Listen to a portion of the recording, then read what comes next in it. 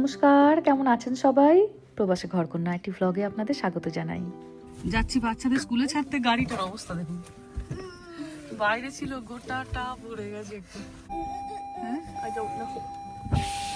ওই বরফ হয়ে গেছে। এবার কি হবে? হ্যাঁ, বোঝো কাণ্ড। যা, Is that snow? The যা। snow. বাবু তোর ইয়েটা ভিজছিল তো, এবার স্কুলে গিয়ে তো ওটা আমি আর পাচ্ছি না। Let me. Dude, it's not gonna work. You need to. এই দেখুন, This is এগুলো why সব I বরফ asked পড়ে you to গেছে। get 2 cars.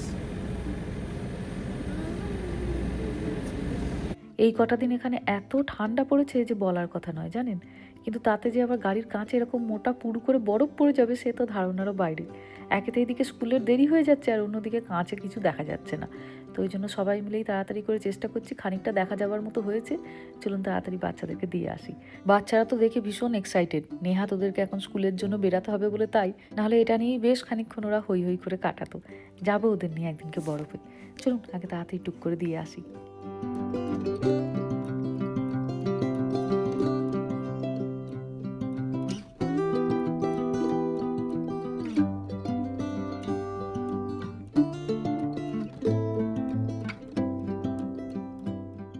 ফিরে এসেছি বাড়িতে। বাবা, আর যেন শীতকালটা পারা যাচ্ছে না। সেই অক্টোবর থেকে শুরু হয়েছে ঠান্ডা। 2025-এ আমরা গরম সেইভাবে অনুভবই করতে পারিনি, জানেন? গরম পড়েছিল খুব কম, বেশ ঠান্ডা ঠান্ডাতেই সারাটা বছরই মোটামুটি কেটে গেল। আর এখন তো প্রচণ্ডই ঠান্ডা। ওই দেখুন ঘাসের মাথাগুলো দেখছেন, এক এক জায়গায় আবার সাদা হয়ে আছে। রাতে তো ওশ পড়ে, ওটাই বোধহয় এই প্রচণ্ড ঠান্ডাতে জমে গিয়ে বরফ হয়ে আছে। হয়ে গেছে জল খাবার খাওয়া। একটু আগেই কুরিয়ার এসেছিল, এই জিনিসটা অর্ডার করেছিলাম কদিন আগে, তো আজকে দিয়ে গেল। বেগুন পোড়া খাবার জন্য। যখন আমার কাছে এয়ার ফ্রায়ার ছিল না তখন তো আমি খুব মাইক্রো ওভেনে বেগুন পোড়া করে খেতাম, তা আপনাদের সঙ্গে নানা রকম ভিডিওতে শেয়ারও করেছিলাম। কিন্তু এয়ার ফ্রায়ারই বলুন বা মাইক্রো ওভেনই বলুন, বেগুন পোড়া করলে একটাই যেটা অসুবিধা, ওই পোড়া গন্ধটা আপনি কিছুতেই পাবেন না। রুটি সেঁকার জালটা দিয়ে আমি পোড়াতাম আগে, কিন্তু তাতে হয়ে যেত কি, অনেক সময় রসুনগুলো পড়ে যেত, একটা বেগুনের বেশি করা যেত না, জালটা ভীষণ বড় নয় তো। কিন্তু এইটা টার্গেটে কদিন আগে দেখতে পেলাম বারবিকিউ প্যান হিসাবে বিক্রি করছে। তো আমি ভাবলাম দেখে এটা তো বেগুন পোড়ানোর জন্য আমার দুর্দান্ত হবে।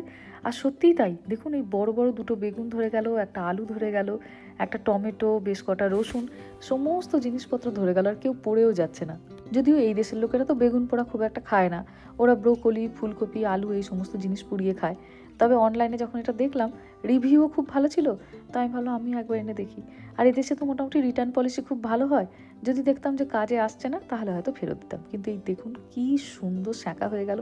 বহুদিন আলু পোড়াও খাইনি, ওই জন্য একটা আলুও দিয়ে দিয়েছি। আলু পোড়াটা খেতেও তো কি ভালো লাগে বলুন। শেষে দুটো কাঁচা লঙ্কা দিয়ে দিলাম, হালকা হালকা করে, এইগুলোও একটুখানি পুড়ে গেলে খেতে ভারী ভালো লাগবে। টমেটোটা হয়ে গেছে, তুলে নিলাম। আলুটা আর খানিকক্ষণ লাগবে। বেগুনটা মাখতে থাকি, ততক্ষণ আলুটা আর একটু হোক। একটা বেগুন সরিয়ে রেখে দিলাম। আলুটাকে মাঝে মাঝে একটুখানি উল্টে পাল্টে দিতে হবে। এই বেগুনটা এখন রেখে দিচ্ছি, এই একটাই মাখি। ছেলেমেয়েরা বেগুন পোড়া খুব একটা খেতে চায় না, আমি আর ওর বাবা খাবো। বাচ্চাদের জন্য বানাবো একটুখানি মাছের ঝোল, ফুলকপি আছে, ফুলকপি আলু দিয়ে বানাবো। আর আমি আর ওর বাবা দুপুরে খাবো এই বেগুন পোড়া দিয়ে রুটি। তবে এই পোড়া খাওয়ার ব্যাপারে মানুষজন খুবই শৌখিন হয়। অনেকের বাড়িতেই দেখি ছোট ছোট বারবিকিউ থাকে, জানেন, কাঠ কয়লা দিয়ে তারা এই সমস্ত জিনিসগুলো পুড়িয়ে খান, শুধু এই পোড়া গন্ধটা পাবে বলে। যখন আমরা ছোট আমাদের বাড়িতেও দেখতাম এই শীতকালে বেগুন পোড়া খাবার জন্য মা আলাদা করে মাঝে মাঝে উনুন সাজাতো। তার স্বাদ হতো আরও ভালো, কিন্তু এখন আর পারে না, বয়স হয়ে গেছে। অল্প একটুখানি এই শুকনো লঙ্কাও ভেজে নিলাম বেগুন পোড়াটার সঙ্গে মাখবো বলে। আপনাদের অনেকেরই হয়তো মনে প্রশ্ন হতে পারে যে দিদি, তুমি এই বারবিকিউ প্যানটা যে কিনেছো কিরকম দাম নিল ওই দেশে? আমি $19.99 কিনেছি, মানে ধরুন $20। $20 মানে প্রায় ধরুন ওই 1800 টাকার মতো পড়েছে। তবে আমার ভারী পছন্দ হয়েছে, দেখতেও যেমন ভালো হয়েছে আর খুব দেখলাম কাজে। আগে যখন আমি রুটি সেঁকার জালে করে আমি বেগুন পোড়াতে দিতাম, জিনিসগুলো টুপটাপ পড়ে যেত, জায়গাটা ছোট হতো বলে একটার বেশি বেগুন পোড়ানো যেত না। কিন্তু এখানে জায়গাটা অনেকটা বড় হওয়ার জন্য একসঙ্গে আমি দুটো বেগুন, আলু, টমেটো সমস্ত কিছু সুন্দর করে পুড়িয়ে নিলাম। আলুটাও এখানে সেদ্ধ হয়ে গেছে। এত ভালো লাগছে আলু পোড়ার গন্ধটা, মনটা যেন একদম নিমিষে খুশি হয়ে গেল। কত বছর পর মনে হচ্ছে এই আলু পোড়ার গন্ধটা পেলাম। গোটা খোসাটা তুলবো না, তাহলে ওর গন্ধটা চলে যাবে তো। যেই জায়গাগুলো একটু বেশি বেশি পুড়ে গেছে শুধু সেই জায়গাগুলোই তুললাম। অল্প একটু নুন দিলাম, আর একটুখানি জিরে শুকনো লঙ্কা ভেজেছিলাম সেটাকে দিয়ে দিলাম। এটা তার পেঁয়াজ দেবো না, শুধু এই ভাজা জিরে আর শুকনো লঙ্কা ভাজা দিয়ে এটাকে শুধু মাখবো।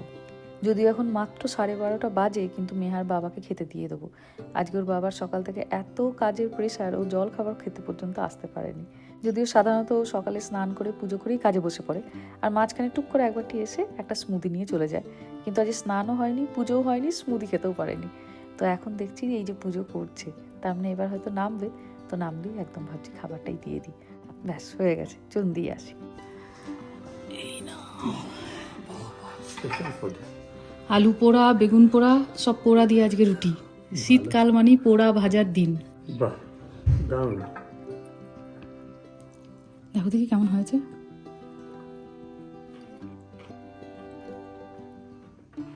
নুন কম? না, ঠিক আছে। আর একবার আলু পোড়াটা দেখো। তুমি সেই ছোটবেলা তোমাদের কি অনুষ্ঠান হতো, ন্যাড়া পোড়া না কি, সেখান থেকে তুমি আলু পোড়া খেতে আর কত গল্প শোনাতে। আজ ওই জন্য মনে করে একটা আলু পোড়া দিলাম। হয়েছে সেরকম? গন্ধটা আসছে, সত্যি ভালো। হ্যাঁ, গন্ধটা আসছে না? দারুণ, তুমি নিন। হ্যাঁ, জানি। বিকেল এখন প্রায় 3:30। বাচ্চাদেরকে স্কুল থেকে একটুখানি পার্কে নিয়ে এসেছিলাম। আজকে কি সুন্দর আবার রোদও উঠেছে দেখুন। কিন্তু আনলে হবে কি, ওই যে বাড়ি আসতে চাইছে না কিছুতেই। মেহার এইদিকে খিদে পেয়ে গেছে, আর ওর ওইদিকে এখনো খেলার নেশা কাটেনি। আসলে এটাই হয়, বাচ্চারা খুব একটা এই গোটা শীতময় পার্কে আসতে পারে না তো। আর একবারটি চলে এলে তার আর কিছুতেই বাড়ি ফিরে যেতে মন করে না। ওই দেখুন কাণ্ডকে কোলে তুলে নিয়ে এসছে। রামা, আমি অনেকক্ষণ থেকে ওয়েট করছি। আয় তাড়াতাড়ি। কি বলছে? হয়ে গেছে, ক্লাস হয়ে গেছে, ডিনার করে নিবি তাড়াতাড়ি। Yes, please. আজকে নতুন বই নিয়ে আসছো? হ্যাঁ, ওটা নতুন বই নিয়ে এসেছি প্র্যাকটিস করানোর জন্য। আর তো কমাস পরেই তো ক্লাস 2 শেষ হয়ে যাবে, ক্লাস 3টা ওই জন্য নিয়ে আসা হয়েছে, একটু একটু করে শুরু করুক। আমি কত বলতে পারবো? বলো। Will you get mad? রেখে যাবো? না না, রাখবো কেন, বলো। Can we go to Walmart? এখন ওয়ালমার্ট? হ্যাঁ, রেখে যাবো। Please no. কেন, কিসের জন্য এখন ওয়ালমার্ট যেতে হবে? Compass লাগবে। তোর তো ছিল কম্পাস। খুঁজতে পারছি না আমি। কোথাও না কোথাও ঠিক আছে, দেখ কোথায় আছে। নেই, আমি দেখেছি। আর কালকেই হয় সাবমিট করতে হবে হোমওয়ার্ক। কালকে সাবমিট করতে হবে হোমওয়ার্ক? তুই তো স্কুল থেকে এসেছিস মেহা অনেকক্ষণ, তখন বিকালবেলা ছিল, তখন তো বলবি এই রাত্রিবেলায় 8টা বাজে এখন। I was sleeping and doing homework. এই এত রাত্রিবেলাতে ওয়ালমার্ট যাওয়া মানেও তো মানে কাণ্ড, চারিদিক ঘুটঘুট করছে অন্ধকার, লোকে ডিনার করবে, শুয়ে পড়বে এখন। It's only 8 o'clock. বাবাকে গিয়ে বললেই বাবা রেখে যাবে। Rogane. No, we can go together. Together, Mother-daughter bonding. Mother daughter bonding. না, বাবাকে যেতে হবে এত রাতে, আমি ওয়ালমার্ট তোমাকে একা Police একা নিয়ে officer যাবো। তো ওখানে আসে। পুলিশ অফিসার থাকলে ওই ওয়ালমার্ট, টার্গেট, এই মলগুলোতে রাত্রিবেলা দিকটা একদম ঘুটঘুটে অন্ধকার হয়ে যায়, আর বিভিন্ন রকমের স্ন্যাচিং, তারপর নানা রকমের দুর্ঘটনা আর কি ঘটে। কি হবে, একটা পুচকি মতো কম্পাস নিয়ে যাবো। আর তারপর পুচকির কি মতো হবে? কম্পাস হোক বা নিডিলে হোক, একা একা ওয়ালমার্টে রাত্রি 8টা বাজে, দেখছি তাহলে বাবাকে বলে। তুই সে কখন স্কুল থেকে এসেছিস মেহা? তোর তো সব সময় এ এক কাণ্ড, তোর যখনই স্কুলের ইমিডিয়েট কিছু দরকার হয় তুই স্কুল থেকে এসে কখনো বলিস না। আমি কি করে বলবো যদি আমি ঘুমাচ্ছিলাম? তো ঘুম থেকে উঠেছিস, ক্লাস হয়ে গেল, তারপরে তো বলবি। প্লিজ। একদমই কোথাও খুঁজে পাচ্ছিস না? বুঝুন কাণ্ড। কবে জমা করতে হবে? 11:59 p.m. 11:59 PM আজকের মধ্যে? অনেক নাম্বার আছে না কম নাম্বার? অনেক, like 30 points. রাত্রি এখন 8:30, এসেছি এখন আমরা ওয়ালমার্টে। ওয়ালমার্টটা আমাদের এখানে রাত্রি 12টা অবধি খোলা থাকে, টার্গেট খোলা থাকে 10টা অবধি। ওর বাবাকে বললাম স্কুলের যদি বাচ্চাদের কোনো কিছু দরকারের হয়, ওর বাবা দেখি তখন উইকডেজ হলেও কোনো না বলে না, নিয়ে চলে আসে। তবে চারিদিকটা দেখছেন বেশ খালি হয়ে গেছে, তার উপর শীতকালও তো। ও নেবে কম্পাস আর রামা নেবে ভ্যালেন্টাইন কার্ড ওদের স্কুলে দেবার জন্য। বাচ্চাদের ক্লাসে এখন ওই কালচারটা আছে, কিন্তু মেহা মিডল স্কুলে উঠে যাওয়ার পর থেকে ওর ক্লাসে আর লাগে না। তবে আমার ম্যান্ডেটারি নয়, কিন্তু ওকে তো আবার ভ্যালেন্টাইন ডের কার্ডের কথা বলতেও আবার দেখছি একটু লজ্জা পাচ্ছে। ওটা একটু পাকুড়াম বেশি তো, ক্লাসের মেয়ে বন্ধুদেরকে নাকি ভ্যালেন্টাইন ডেতে কার্ড দিতে ওর নাকি লজ্জা করবে। সেই শুনে তো মেহাও হেসে অস্থির আর আমিও হেসে অস্থির। আর শুধু তো তুই মেয়েদের কার্ড দিচ্ছিস না, তোর তো ছেলে বন্ধুদেরই দিবি না। আমি শুধু ছেলেদের দেবো, মেয়েদের দেবো না। যাই হোক, কী করে ও এখন দেখুক, যদি কিছু পছন্দ হয় ও নেবে। চলুন আমরাও একটু ঘুরি। ভ্যালেন্টাইন ডেতে এই দেশের স্টোরগুলো ভীষণ সুন্দর করে সাজায় জানেন।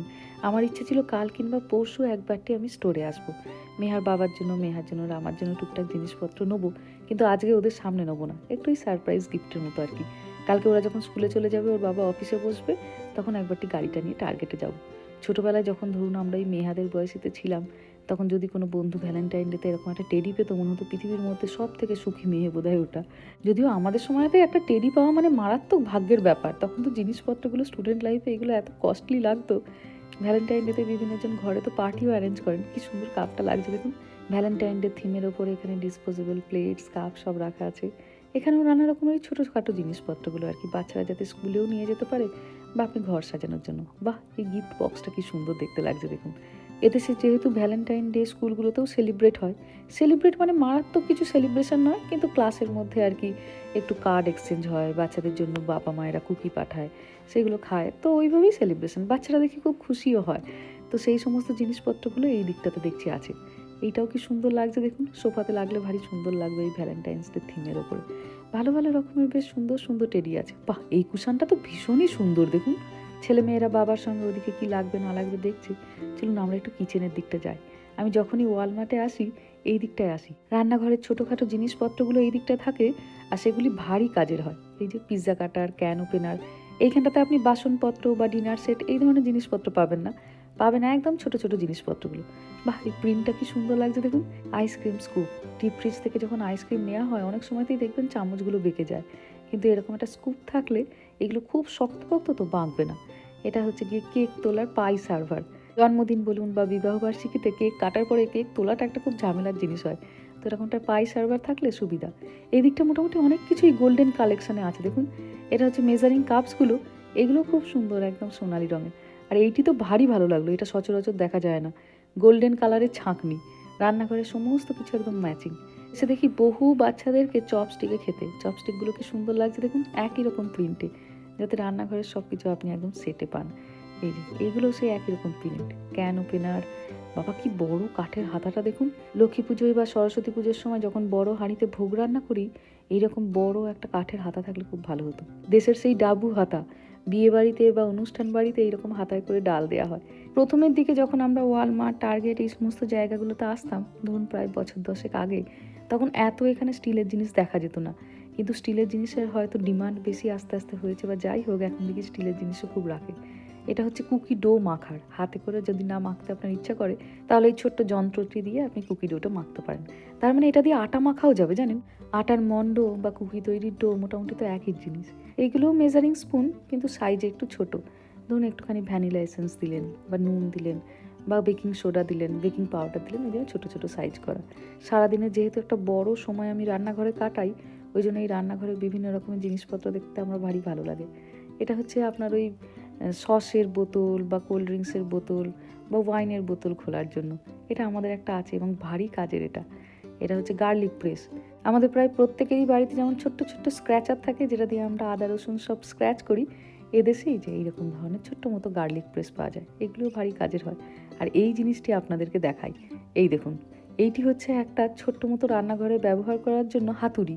এটিকে মিট টেন্ডারাইজার বলে। সাধারণত কাঁচা মাংসকে নরম করার জন্য এই মিট টেন্ডারাইজার অনেকেই ব্যবহার করেন। এই ধরনের ছোটো ছোটো টুলগুলো সত্যিই কাজের জানেন। আর এটি হচ্ছে আবার মিট থার্মোমিটার, মাংসর ভেতরটা ভালো রকমভাবে সেদ্ধ হয়েছে কিনা, রান্না হয়েছে কিনা সেটা বোঝার জন্য। মাংসর মধ্যে যদি এটা আপনি গেঁথে দেন, ওটা আপনাকে দেখিয়ে দেবে ঠিকঠাকভাবে মাংসটা সেদ্ধ হয়েছে কিনা, একদম ভেতরের তাপমাত্রাটা আপনাকে দেখাবে আর কি। আর ওটা ছিল ম্যানুয়াল। আর এইটি হলো ডিজিটাল থার্মোমিটার, মানে মাংসর ওপরের কাছাকাছি নিয়ে এলেই এটা আপনাকে বলে দেবে কত টেম্পারেচার আছে। এটি হলো আবার ফ্রিজের থার্মোমিটার, ফ্রিজের মধ্যে কতটা টেম্পারেচার আছে না আছে এরকম একটি থার্মোমিটার রেখে দিলে তা আপনাকে সবসময় দেখাতে থাকবে। অনেক ধরনের এখানে থার্মোমিটার আছে।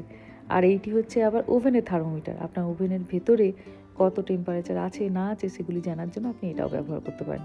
কোনো একটা ওভেনে রান্না করার জন্য ধরুন আপনি 350 ডিগ্রিতে ওভেনের টেম্পারেচারটা সেট করেছেন, কিন্তু এই থার্মোমিটারটি দিয়ে আপনি হয়তো দেখলেন যে ভেতরে হয়তো দেখাচ্ছে 310 কি 315, তার মানে ওভেনটি হয়তো আপনার তখন আন্ডার হিটিংয়ে চলছে। তখন আপনি খানিকটা টেম্পারেচার বাড়িয়ে ওভেন থার্মোমিটার দিয়ে এক্স্যাক্ট আপনি টেম্পারেচারটাকে সেট করতে পারেন।